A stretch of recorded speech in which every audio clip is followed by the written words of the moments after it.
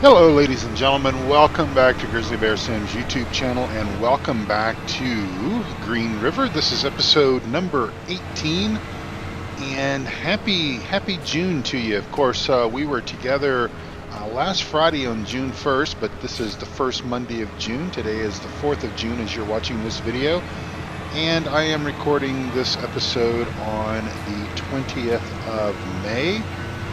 We are going to take our DB50 tipper trailer down to the industrial facility, and we are going to get a load of silage because we need to bring silage back for our cows. They need that as an independent food item, and we're going to go ahead and do that because we have a whole lot of silage. If you remember, several episodes ago, we did the mowing in the leased fields that we have, and that produced several 100,000 liters of grass that we pulled off of those fields. We basically mowed that, and immediately, well, actually, we were basically gathering that grass as we were cutting it in the Corona Big M, and so basically just getting our best work effort to get that done. And of course it produced, like I said, lots and lots of grass. So I forget what total we have over here, maybe 300,000 liters or something like that, if memory serves. Let's see as we drive by.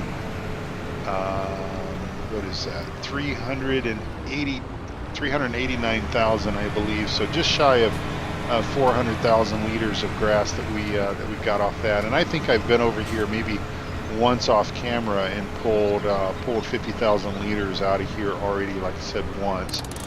So we'll go ahead and fill this up, and hope everyone is having a wonderful day. Today is the first day of summer here in Green River, and it couldn't be a better day. If you look up there at the upper right hand corner of the screen, you will see that we have a minimum soil temperature of 50 degrees, and that is the magic number. That is the number we have been so anxiously looking forward to get our sugar beans put into the ground. Sugar beans, I mean soybeans. I am just struggling at trying to keep the difference between sugar beets, sugar beans, soybeans, soybeets. We're coming up with a whole lot of new terminology here for crop types, I suppose. But in any event, we're going to be doing some soybeans after we get back with this load of silage. So yeah, so hopefully you all had a wonderful Memorial Day weekend. Just kind of looking at my spreadsheet and everything, trying to figure out where Memorial Day was and where it fell on the schedule, but that has obviously come and gone, and of course we're into June. This being, you're watching this episode on the 4th of June, and just a few more weeks and it will officially be the first day of summer here in the northern hemisphere. And for our good friends that live in the southern hemisphere, like Doug Zorley, he will be welcoming in winter time. So hopefully it will be a mild winter for him, or basically whatever he needs it to be. Sometimes we actually need a little bit of a hard winter to kind of kill off some of the pests and stuff like that. I know that when I used to live in Texas, growing up in Texas and everything, we used to appreciate a good hard freeze, good hard winter to kill off things like fleas and ticks and spiders and things of that nature. And if we didn't have those harsh winters, we often would have sort of an infestation of those types of critters and everything. And well, that's not a good thing to have. And so I guess here in Colorado, we don't really have to worry about that. Not all winters are as hard as the others, but I do believe that we have had, certainly in this 2017-2018 winter season, we've certainly had, I believe, enough cold weather to certainly suppress all of those kind of things. And usually what I start doing is around the springtime, time frame, like maybe mid-March or so. Usually I'll need to, if it's been dry, I'll need to break out the water hoses and do just sort of some spot watering. And so oftentimes I will go ahead and start spraying the bug spray and stuff. I think I use like something called diazepam or something like that. I think that's what it's called anyways. Get it at Lowe's or Home Depot, the big box stores. And I spray that. It attaches to my garden hose, and I spray that. And usually I will put down probably about three or four helpings or 3 or 4 applications of that, and that will actually do quite well as far as helping to kind of keep some of the bugs and everything down. The one thing that we tend to have sort of the infestation of course, I live kind of in the city, I suppose you could say. We're going to go ahead and take this over to the other field or the other farm area, storage area, and dump this into our mixing station, about 21,000 liters of it. But anyway, what I was saying was that here in Denver, the one thing that we kind of have that ends up causing my wife and I a lot of frustration and everything, and that is the moths, M-O-T-H-S, moths. And I don't know if there's a specific variety of them or whatever, but there have been years past where we just cannot hardly open the door to go outside, especially once the sun goes down, and especially if we've had the porch light or something like that on, that we end up getting a moth or two in the house, and that kind of freaks my wife out a little bit. And one of our cats, Mickey, my little buddy cat, he used to be an excellent moth hunter, and I tell you what, he would freak my wife out because he would come in and have a moth in his mouth, and it would be kind of like flapping its wings and everything, and my wife would freak out about that quite a bit. But anyway, I think that since I have sort of since I've been putting down this diazepam treatment about 3 or 4 times usually before about this particular point in time in the calendar year, I think I've managed to really put a damper in their ability to reproduce and everything, at least to slow that down just a little bit. But anyway, I'm sure that the moths have some kind of value to our planet, but I don't know what that is, and so therefore I try to control their breeding and all of that good kind of stuff. So anyway, I think I've already said I hope everyone has had a wonderful day. It has been a couple of days since I have recorded an episode. I think the last time I recorded an episode of Farm Sim was back on Wednesday. I don't know what day of the week that was, but back before obviously the 20th of May, because that's what today is, Sunday evening. And but we kind of got busy the latter part of last week with some things, and I just did not have a chance to. We need to go right into here. I did not have a chance to record any episodes, but I'm still doing just fine as far as my backlog of videos and everything goes. So don't worry, you're not going to have a shortage of videos. But I think I am going to kind of stick with my my 3 to 4 videos per week schedule. That is working out quite well for me. It's allowing me time to do some other things, but also it's allowing me some time to do some flying and stuff like that, which is what I enjoy doing as well. And I don't really have a way of kind of fitting that into the channel right now to do videos. That's just kind of my relaxation work that I do. But in any event, it is working out quite well. So anyway, we are going to kind of shift gears here for a little bit, and we are going to head on out to one of our fields that we need to put soybeans down on, and we'll go ahead and use the big cloths because well, why not?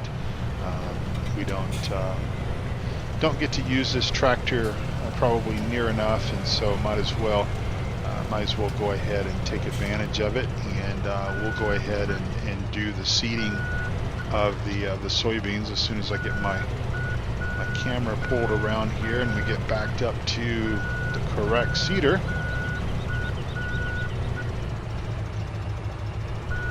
There we go, right there, and I think it's full. I believe I went ahead and filled her up with soybeans before we parked it, and I did, looks like I did. So now we're going to head on over to our 2 remaining fields. We are down to the last 2 as far as getting things planted. We have been working quite hard getting our fields opened up and getting everything ready to go for our planting season and stuff like that. So plowing, fertilizing, plowing, cultivating, and then obviously seeding, and then coming around behind that and putting in our 3rd level of fertilization. So we've actually got Billy Bob's out running the little John Deere tractor with the row crop tires on it, and he is putting down the final stage of fertilization on one of the fields there. And let's see, I think we'll go right up here and just enter this field here. I think we'll do 27, and then I tell you what, let's just cut across this field and head over to this other field. 28 is the field that we're going to go across. This field will also be soybeans, and we'll just probably let Billy Bob do the soybeans next week. Or I'm sorry, not next week, but during next recording session is what I'm trying to say. But I think that we'll just go ahead and do that here and get our soybeans in the ground right over here. And let me go ahead and go and take care of Billy Bob for a second, so stand by.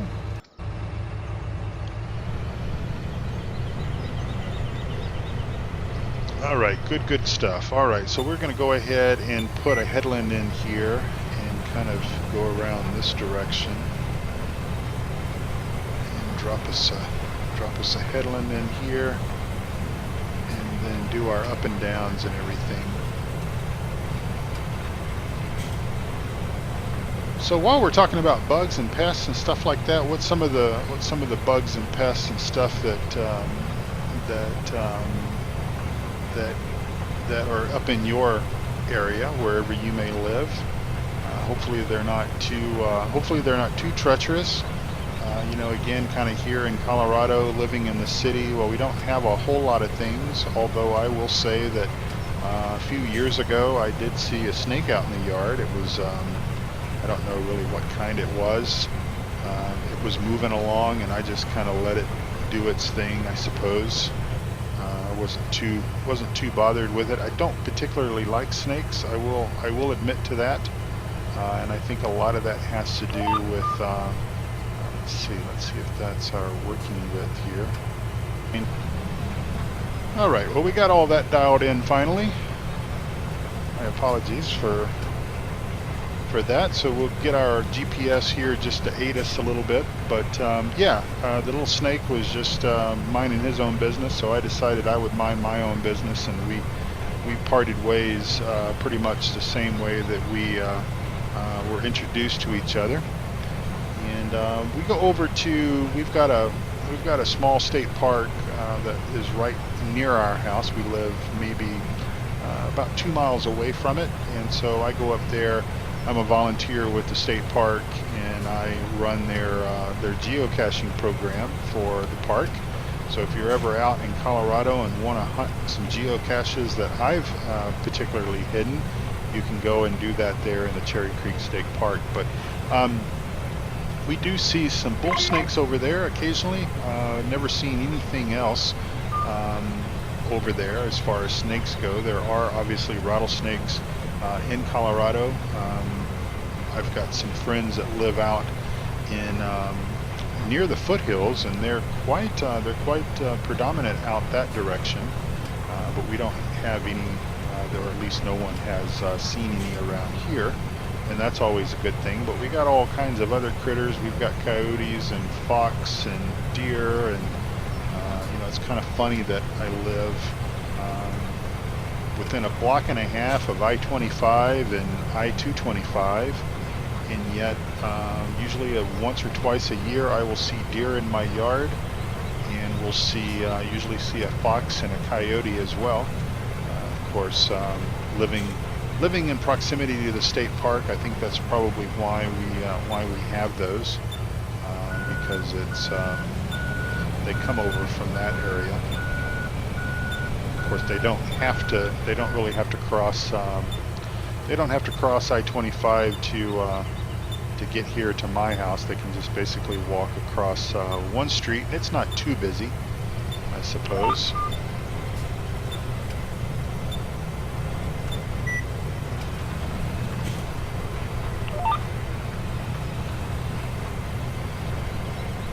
All right, I'm a little rusty with GPS tonight, but we'll get it all sorted out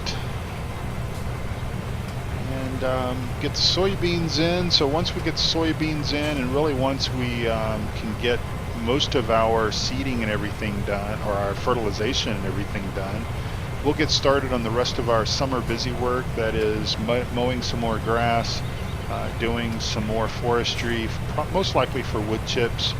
And especially since the sawmill is not working out for us, we'll do some wood chips, and basically just count the days until we can break out the harvester and start harvesting the wheat crop. The wheat should come in first, and then most likely the canola. The sunflowers are looking really, really good as well. That's actually the field that Billy Bob is up spraying now, is the sunflower field, and that's looking very, very nice. So yeah, so everything is coming together just like a very good plan. That's more or less the way that you want it, right? Is everything to come together. And I believe right in front of us, I believe that is canola. No, that's sunflower. That is sunflowers.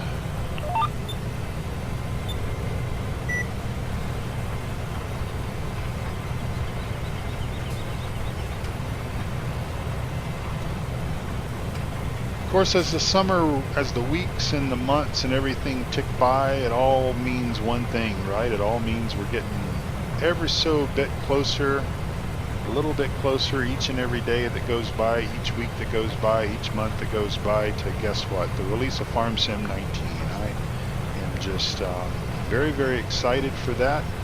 I am curious as to all of the new features and functionality that we're going to have in that wonderful release.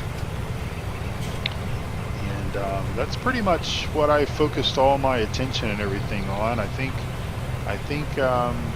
cattle and crops is still somewhat struggling. Pure farming, I've yet to see, and I will be honest, with the Beast 4 dying on me the way that it did, and me having to kind of worry about whether or not I was going to have a gaming machine and for how long that I was going to be down and all that kind of stuff, which actually was only about a week or so, 8 days, something like that.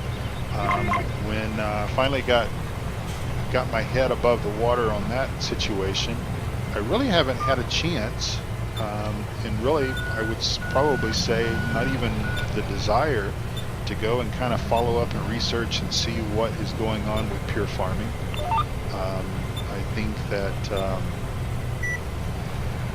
I think that the last time that I had checked, again, it wasn't, Logitech G27 was not fully compatible, and so I have installed it. I've installed it on the Beast 5.